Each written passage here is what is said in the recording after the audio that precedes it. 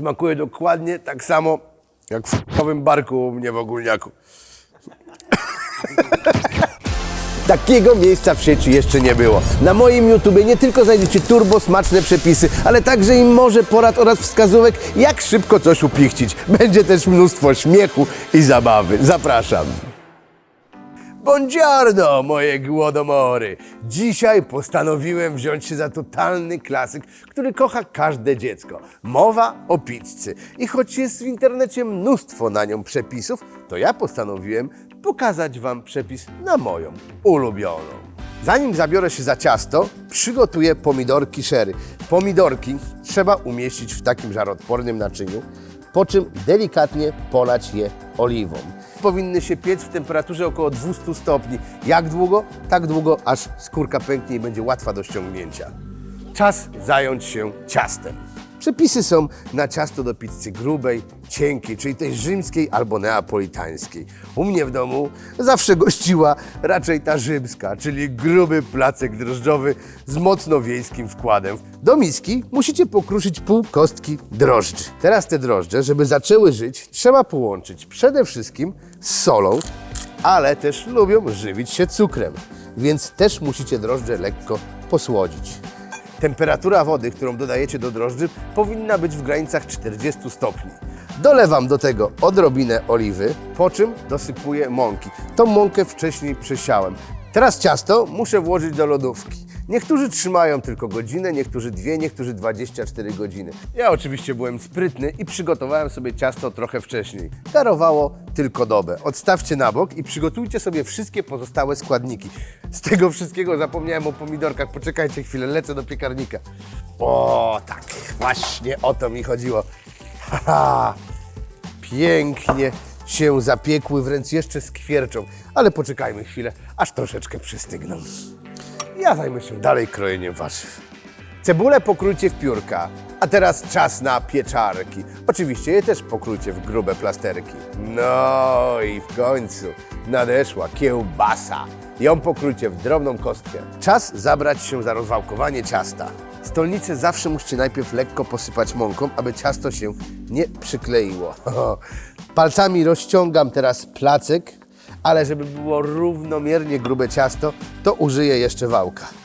Lekko z wierzchu też oprószć trzeba mąką. Dokładnie ciasto rozciągnąć. Ja mam mega fajny amerykański piekarnik z olbrzymią blachą. Rozgrzaną do czerwoności blaszkę teraz smaruję oliwą. Chodzi o to, żeby ten placek od spodu też troszeczkę się przysmażył. O, to będzie niezła pizza. Placek również delikatnie skraplam oliwą. Musicie też posolić. Sam placek ponownie teraz wrzucam do piekarnika nagrzanego do maksymalnej temperatury. Będzie się tam piekł około 8 minut, aż ciasto się podniesie i delikatnie zacznie utwardzać. A my w tym czasie zajmijmy się przygotowaniem sosu z pomidorków sherry, który pójdzie na spód pizzy. I teraz paluszkami bardzo łatwo mogę każdego oderwać od gałązki i wcisnąć tu do środka. Teraz za pomocą widelca te pomidorki troszeczkę rozwalę. Oczywiście sos pomidorowy trzeba też dosolić, podobnie jak i dopieprzyć. Minęło już 8 minut, lecę zobaczyć jak placek. Teraz na to musicie wylać ten sos pomidorowy i po kolei teraz lecimy. Najpierw pieczarka. Pamiętajcie, że to ma być zabawa. Taką pizzę najlepiej róbcie razem ze swoimi dzieciakami. I już mi ślinka cieknie, jak myślę o tym, że to zjem. I jeszcze ta kiełbaska. Ja akurat daję kiełbasę z mojej ulubionej Masari, czyli od Kozłowskiego. To taka malutka manufaktura pod Poznaniem. Ich hasło przewodnie to jest wędliny dla całej rodziny. Dlatego tak się polubiliśmy.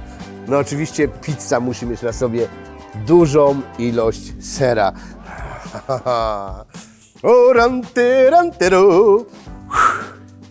No to mamy teraz 10 minut dla siebie.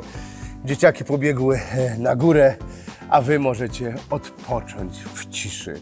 Bo pamiętajcie, że za 10 minut, gdy wyciągniecie pizzę, na pewno cisza przestanie istnieć. I to się nazywa prawdziwa rodzinna pizza. konkretne, grube ciasto, do tego mnóstwo pysznych dodatków.